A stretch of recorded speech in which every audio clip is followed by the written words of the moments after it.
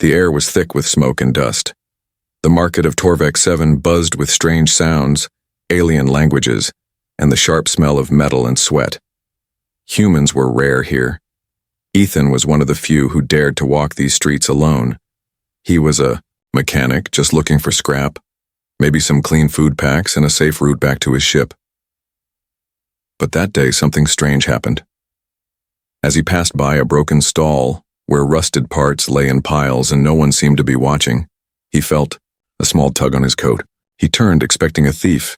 But it wasn't. It was a little girl. She wasn't human. Her skin was a soft pale blue, her eyes large and glowing faintly purple. She wore a torn brown wrap, barely enough to protect her from the cold wind. Her arms were thin. Her voice when she spoke was soft. Too soft for this place. "Human, Ma, are you single?" she asked, tilting her head. Ethan blinked. "What?" The little alien girl stepped closer, her hands clutching her small satchel made of dried leaves. "My mom, she's really kind, and she needs help. I think you should marry her." Ethan looked around. Was this some scam? A trick? But no one was near. Only silence broken by the girl's breathing. "I'm not looking to marry anyone," Ethan said carefully. "And I don't even know you." She nodded, as if she expected that. "You don't have to love her yet, but she's good, and she's sad, and I don't want her to die." Ethan felt something twist in his chest. This wasn't a joke. He crouched down. "Where is your mom?" The girl pointed toward a broken wall near the end of the market.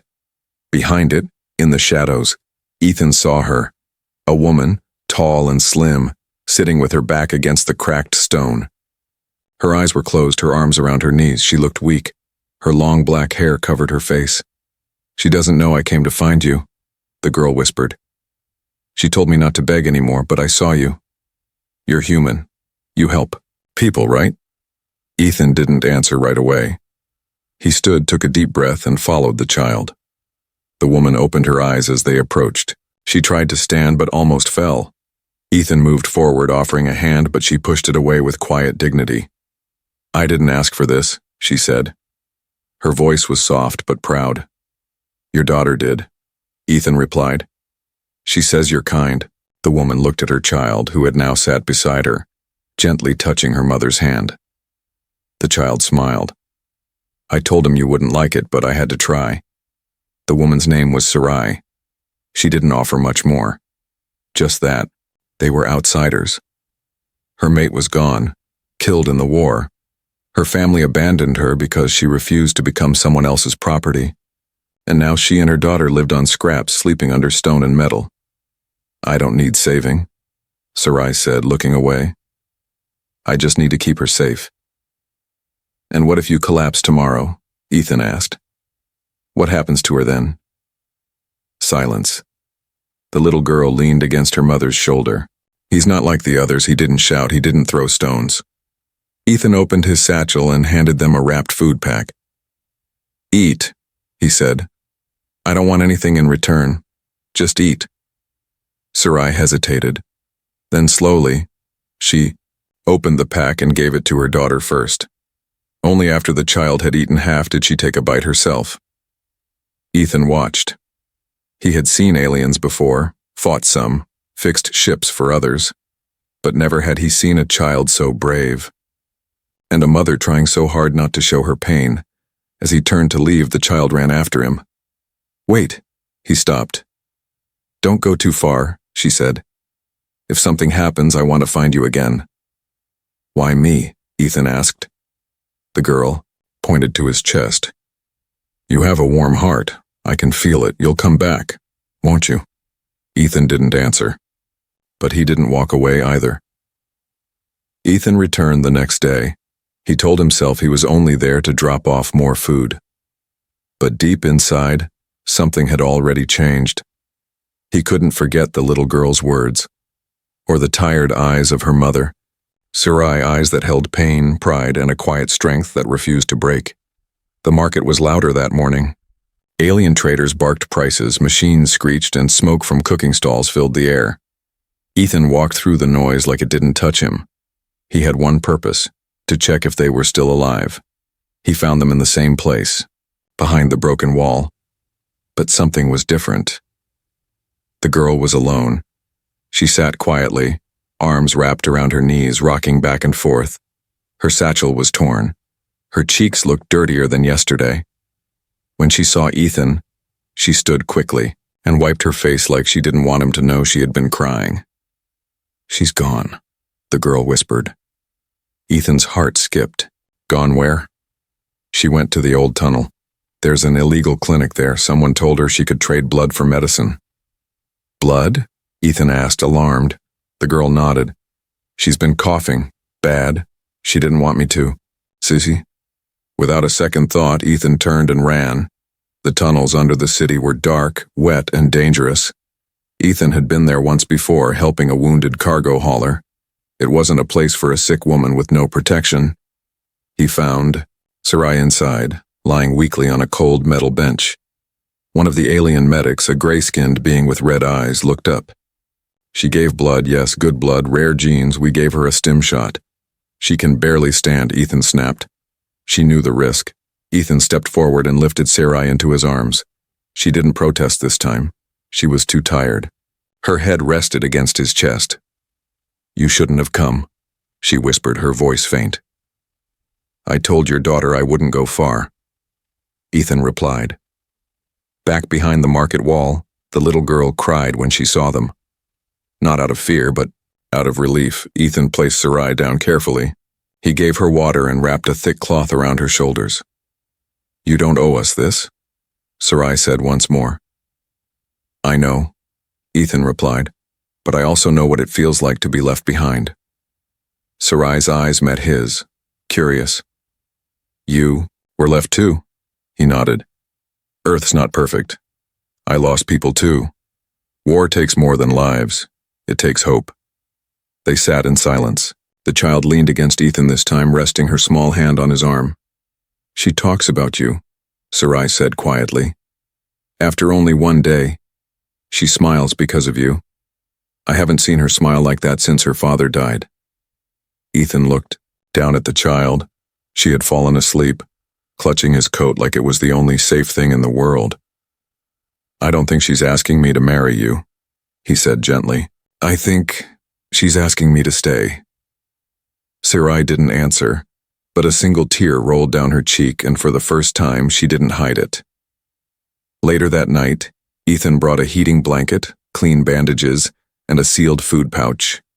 He watched Sarai slowly eat, watched her hands tremble slightly as she opened the package. Her dignity still stood strong, but now she allowed a little softness to show, a flicker of trust.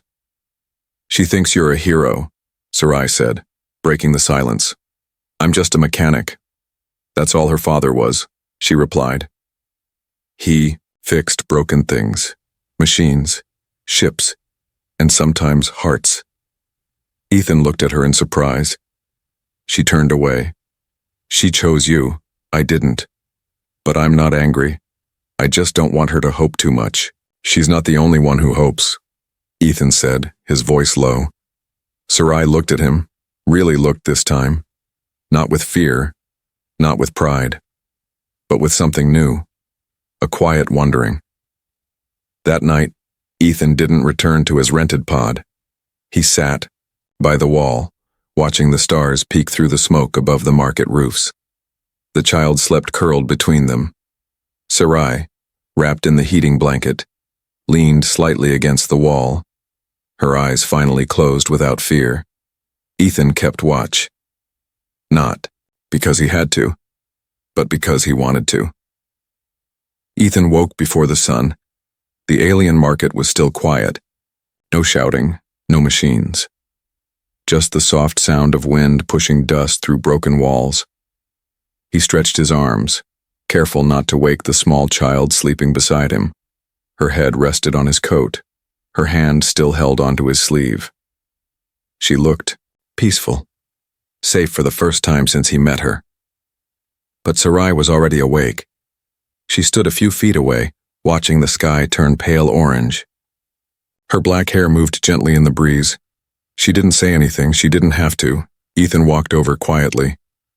"You didn't sleep," he said. "I did," she replied. with one eye open. He smiled. Old soldier habit? No, old mother habit. They stood in silence for a moment. The rising sun lit her face. For the first time, Ethan saw it clearly. She was beautiful, but not in the way most people notice. Her face had strength, like someone who had cried 100 times but never begged. Her eyes were deep silver, calm, unreadable, until she looked at him. And then everything was clear. You want to know what happened? Sarai said, her voice quiet. Why I'm here? Why I don't trust anyone. I don't need your story, Ethan said. I already believe you. That's why I'll tell it, she replied. They sat down on the stone side by side. Her voice was soft but steady. I was promised to a warrior. He was strong, rich, and cruel. After my mate died, my clan tried to give me away to him. To protect their power, I refused. So they said I was broken, unworthy. They tore my name from the stone wall of ancestors. No place to live, no right to speak. I was no longer one of them. Ethan clenched his fist. That's not how any people should treat a mother. Sarai nodded. But they did. And still, I survived. For her. She glanced back at her sleeping child. She thinks you're different, Sarai said. She says your eyes are warm, that they don't lie. Ethan looked at Sarai. And what do you see in my eyes? She didn't answer right away. Then she said, You're not lying either. That's rare. Later, Ethan took a walk through the market. He needed clean water and bandages. But as he passed 2 alien guards near a food stall, he felt their eyes follow him. One of them hissed, Stay away from the widow. She is cursed. Ethan didn't stop walking, but he didn't forget. When he returned, Sarai was cleaning her daughter's feet with a cloth soaked in steam water he brought. Her hands moved gently, full of care. The child giggled and kicked her legs. Ethan dropped the supplies beside her. You're right. They still talk. Still hate you. I know, Sarai said. And your daughter still believes a human is her answer. Sarai looked up. Do you believe that? Ethan paused. I don't know what I believe, but I know she's not wrong. He knelt beside the little girl. What's your name, by the way? The child grinned. Tali. Tali, he repeated with a smile. That suits you. She reached out suddenly and hugged him. Not tightly, not with fear, but with trust. She hasn't done that since her father died, Sarai said, voice low. She knows I won't leave, Ethan replied. Sarai's eyes widened slightly. That's a strong promise. I'm a human, he said with a shrug. We're known for keeping our promises. For the first time, Sarai smiled. Not the polite, quiet smile she gave before, but a real one. That night, Sarai sat beside him under the stars. She told me again, Sarai said. Told you what? She said, Mama, he's the one. His heart is full, that's what you need. Ethan chuckled. She's a very clever matchmaker. Sarai looked at him, serious now. And what if she's right? He didn't laugh. He didn't look away. He met her eyes and said, Then maybe I was meant to walk into your life. And in that moment, Sarai didn't hide. She didn't turn away, because her eyes, they never lied. Night had fallen again, but this time the shadows felt different. Ethan sat outside the old broken wall where Sarai and little Tali now stayed. The wind was sharp, and the stars above Torvek 7 blinked through the smoke-filled sky. Ethan kept his back against the stone and his eyes on the empty alleyway. Something had been bothering him all day. The way the guards watched, the way the vendors whispered, the way even silence seemed to carry a threat. Inside, Sarai slept lightly. Tali rested beside her, one hand holding her mother's wrist. Even in sleep, she didn't let go. Ethan stayed alert, and then he heard it. A scrape. Soft footsteps. A voice too low to hear clearly. He stood up fast, muscles tense. From the shadows, Two figures emerged. Tall, wrapped in dark cloaks, faces hidden under metal masks. Their weapons were crude but deadly. Spikes, crusted blades, something glowing green along the edge of one sword. Ethan didn't speak. He knew better. They weren't here to talk. "You don't belong here, human," one figure said in a low growl. "Leave the widow, she's not your problem." "She became my problem when your people left her to starve," Ethan replied. "You think you're a hero?" The second figure sneered. "You think one man can change her fate?" "No," Ethan said. "But one man can protect her." He reached for the metal bar he kept under his coat. The attackers moved fast, but Ethan was faster. The fight was short but fierce. Ethan dodged the first swing, slammed his bar into the attacker's ribs, and rolled to avoid the second blade. He took a shallow cut across his arm, but landed a hard strike to the second attacker's knee. One fell back. The other ran. Breathing hard, Ethan stood over the remaining attacker, who groaned and crawled backward. "You ever come near her again?" Ethan warned. "I'll show you what humans really fight like." The attacker spat blood and disappeared into the night. Sarai appeared seconds later holding a small blade. Her eyes were wide. Tali stood behind her, rubbing her eyes sleepily. "You fought them?" Sarai asked, shocked.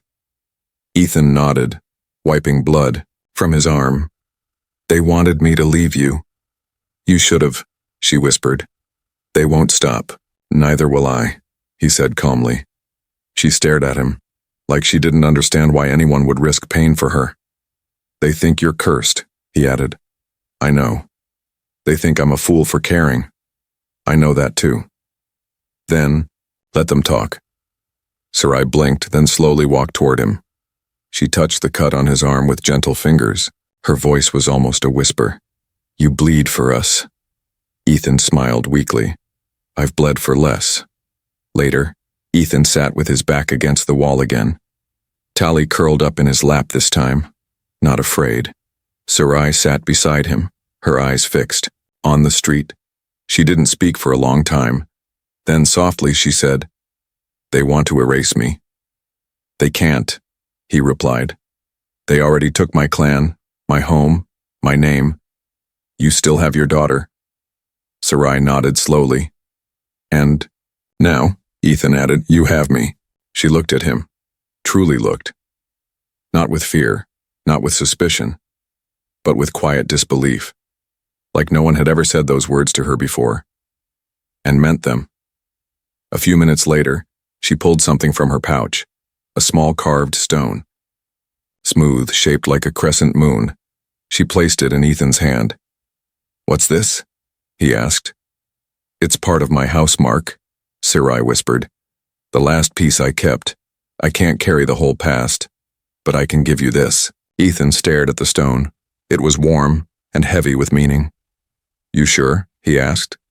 She nodded. "If anyone asks who I trust, this will tell them." Ethan didn't speak. He just held the stone tighter.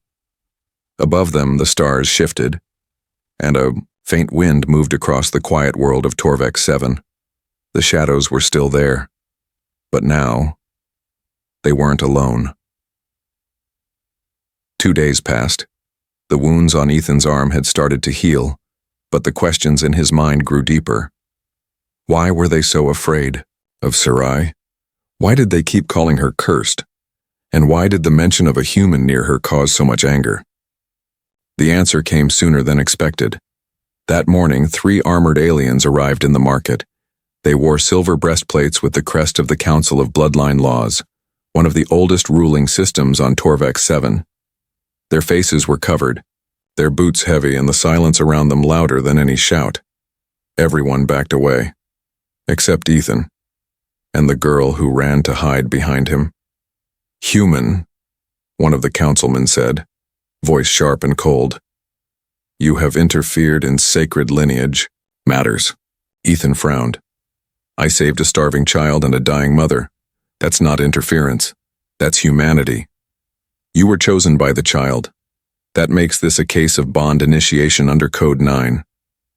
Sarai's face went pale. "No," she whispered. She's just a child. She doesn't understand. The councilman ignored her. He opened a scroll and read aloud. If a child of noble blood selects a guardian outside her race, that guardian must undergo trial of worth, or surrender the claim and leave the territory forever. Ethan blinked. Wait. She chose me, and now I'm what, her father? Possibly her husband, the councilman said coldly. Silence. The crowd watched with wide eyes. Sarai's voice broke. She didn't know. She just wanted someone kind. That's enough, the guard said. The human has 3 days. If he stays, he must prove himself in trial. And if I refuse, Ethan asked, you leave this world and never return. Later, back behind the wall, Sarai sat with her head in her hands. I didn't know this would happen, Ethan said softly. Is this real? I thought you were outcast. I am, she replied. But my family was once part of the high lineage. Tali carries that blood. Her choices are still bound by ancient law. Ethan paced. So because your daughter saw something good in me, now I'm trapped in some alien marriage law? Sarai looked up, eyes full of guilt. You don't have to stay. You've already given us more than anyone ever has. Tali stood quietly, in the corner listening, her eyes glassy. Ethan looked at her, then at Sarai, and then without any drama he said, I'm not leaving. Sarai gasped. But they'll make you fight. Prove yourself. Prove your loyalty. If you fail, then I fail, he interrupted. But I'm not running from a child who asked for help. I don't care what your laws say. She matters. You matter. That night, the city buzzed with rumors. The human accepted the trial. He's not even bonded by blood. He must be mad. In the market, some laughed. Others watched with curiosity. A few stared with quiet respect. The next morning, the first trial was announced. Trial 1. Protection. Ethan must guard Sarai and Tali from an ambush in the Dead District, an abandoned zone filled with thieves, scavengers, and wild machines. Was given a location, no weapons, no help, just his instincts. Before he left, Sarai touched his hand. You don't need to do this, she whispered. I do, Ethan replied, because she asked me to. He looked at little Tali. She stepped forward, holding a small charm made of metal and twine. I made this, she said. It will keep you safe. Ethan smiled, tying it around his wrist. Then I'm ready. The Dead District waited, broken buildings, sharp metal, no light, no law, and in the shadows, enemies. But Ethan didn't fear them. He had something stronger than a sword. He had a reason to fight. The Dead District was a place where even the sun refused to shine. Old factories, twisted metal towers, and shattered glass turned the ground into a battlefield. Long ago, machines built for war had fought here. Now, it was a home for wild bots and desperate souls. Ethan stood at the edge. Behind him, the council guards gave final instructions. Survive the zone, they said. Keep the widow and child alive for 1 full cycle. If they fall, the bond breaks. So does your protection. He nodded once. He didn't say a word. Sarai stood beside him. Her cloak was tight around her, shielding Tali, who clung to her waist. You don't have to do this, Sarai whispered one last time. I already did, Ethan replied, and then, together, they stepped into the ruin. Hours passed. The deeper they walked, the quieter it got. No birds, no machines. Only wind and the sound of broken ground under their steps. Tali walked close to Ethan now, her small hand holding his belt like it was her anchor. Sarai scanned every shadow with sharp eyes. Her instincts were strong. She had lived in fear for years. But this time she wasn't alone. They found a broken bunker and made shelter for the night. Ethan set up small traps using scraps, wires, pipes, and shards. Just enough to warn them. Sarai gathered what dry cloth she could and lit a smokeless fire with Ethan's spark tool. Tali sat between them, quiet but smiling. For the first time, she looked like a child again, but peace didn't last long. At midnight, The first alarm triggered. Ethan sprang to his feet. A growling sound echoed through the metal ruins. From the shadows came a half-mechanical beast, its mouth glowing blue, its legs sharp like drills. It wasn't just a machine. It had been built to hunt. Sarai gasped. "A tracker drone! From the war!" Tali screamed. Ethan grabbed a rusted pipe from the fire pit. "Stay behind me!" The creature charged. Ethan moved fast, slamming the pipe into the drone's leg joint. Sparks flew. The beast shrieked and spun, slashing wildly. It caught Ethan across the back, knocking him to the ground, but Ethan didn't stop. He rolled, grabbed a sharp shard of metal, and jammed it into the beast's core.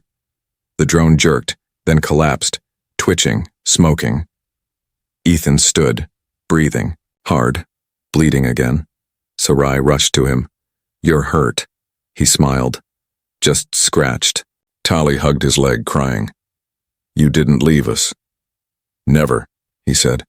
"Not even if that thing had 10 heads." By morning, 3 more creatures had tried to break into their bunker. Ethan didn't sleep. He stayed awake, guarded them, protected them. When the sun finally rose, the signal light on a far tower blinked. A drone flew overhead, scanning. Then a voice rang out, "Trial 1, complete." The next day they were taken to the Temple of Voices for the second trial. Trial 2. Unity. Ethan would stand before the broken clan, Sarai's people who had cast her out, and speak. He had to convince them to honor the bond, or lose his right, to stand by her side. As they entered the hall, Sarai's face turned pale.